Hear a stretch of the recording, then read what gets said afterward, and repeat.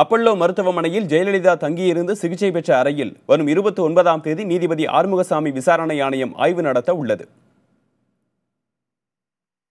ஜெயலலிதா மரணம் தொடர்பாக விசாரித்து வரும் ஆறுமுகசாமி ஆணையம் பல்வேறு தரப்பினரிடமும் விசாரித்து வருகிறது.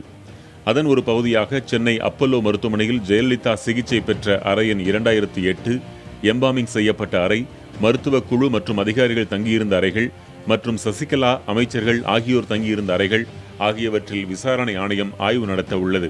விசாரணை ஆணையத்தின் வழக்கறிஞர்களான நிரஞ்சன் மற்றும் பார்த்தசாரதி ஆகியோர் ஆய்வில் ஈடுபட உள்ளனர்.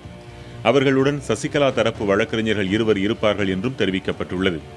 வரும் 29ஆம் தேதி அப்பல்லோ மருத்துவமனையில் பார்வையாளர்கள் நேரம் முடிந்த பிறகு மாலை 7 மணி முதல் 7:45 வரை ஆய்வு நடைபெறும் என்று கூறப்பட்டுள்ளது. சிகிச்சை பெறும் நோயாளிகளுக்கு பாதிப்பு நேரக்கூடாது என்பதற்காகவே செய்தியாளர்களுக்கு அனுமதி இல்லை என்றும் தெரிவிக்கப்பட்டுள்ளது.